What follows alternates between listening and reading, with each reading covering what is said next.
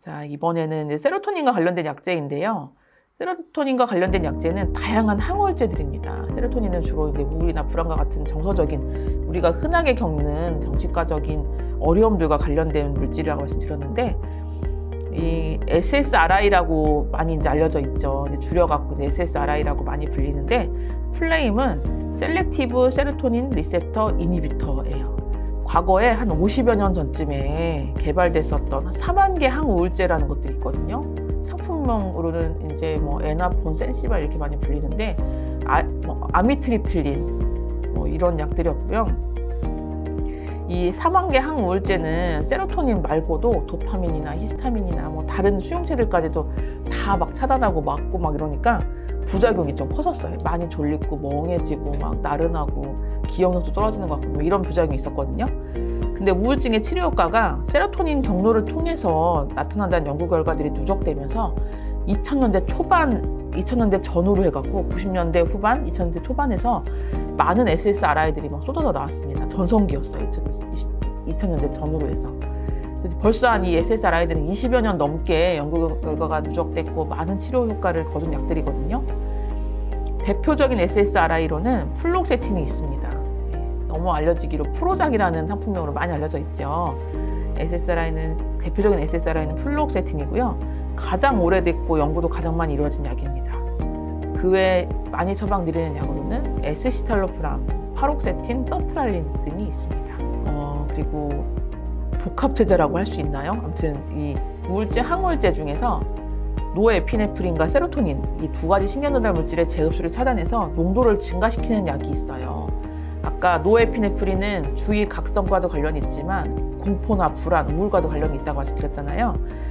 이 노에피네프린과 세로토닌 두 가지 신경전달 물질에 관여를 하기 때문에 이 약은 효과가 좀 빨라요. 줄임말로 SNRI라고 불리는데요. SNRI 플레임은 세로토닌, 노에피네프린, 리업테이크 이니비터 이렇게 불러요.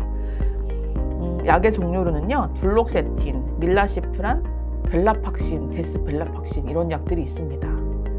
이 SNRI는 세로토닌뿐 아니라 노에피네프린 농도도 올려주니까 증상 개선이 빠르고요. 초기부터 에너지 레벨이 올라가는, 한결 몸이 움직이지 편해지고 아침 일어나기가 좀 개운해지고 이런 효과가 있을 수 있어요. 근데 환자에 따라서 노에피네프린이 아까 높아지면은 막 응급 상황에 대처하는 그런 물질이라고 했잖아요. 응급 상황에서 우리는 긴장감을 하잖아요. 그래서 노에피네프린이 증가되는 게 어떤 환자분한테는 불안, 초조감을 일으키기도 해요. 그래서 첫 투여 시에 불안이 상승하는 느낌이 들면은 주치 선생님하고 꼭 상의하셔갖고 이 약을 계속 유지할지 좀 바꿀지 좀 결정해야 될 수도 있습니다. 이 SNRI는 부작용이 좀 있을 수 있는데요. 노에피네프린이 상승됐을 때 입맛이 좀 떨어지고 조금 더 심한 경우는 울렁거리는 막 매식매식하는 그런 느낌을 좀 막 주기도 하거든요. 그래서 초기에 아주 조용조용으로 시작을 하게 되고요. 그런 부작용, 막 울렁거리거나 입맛이 떨어지거나 뭐 이런 부작용을 좀 개선해서 나온 약이 데스벨라팍신이거든요. 효과가 빠르고 그 부작용이 적지만 이 데스벨라팍신에 또 조금 단점이 뭐가 있냐면은 꾸준히 드시다가 어쩌다가 막 바빠서 오늘 약을 놓고 와갖고 못 먹는 날이 생긴다.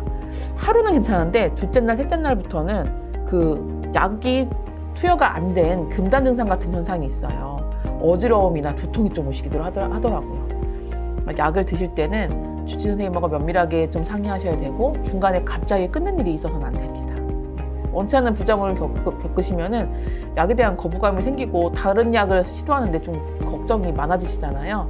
그래서 치료에 좀 방해가 되기 때문에 잘 상의해서 이 약 먹을 때는 어떤 걸 주의해야 되는지, 아니면 술은 혹시 가끔 친구들 만나서 술 한잔 하고 싶은데 그럴 때는 어떻게 해야 되는지 주치 선생님하고 상의하시면 좋겠습니다. 자, 마지막으로는 가바를 아까 말씀드렸었는데요. 가바는 흥분을 가라앉히는 물질이에요.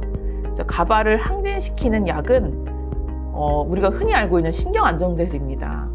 흥분을 가라앉히는 물질인 가바의 작용을 촉진해서 우리한테 좀 안정감을 주는 그런 약들을 신경안정제라고 부르는데, 항불안제라고도 하고요. 벤조디아제핀계 약물이라고 합니다.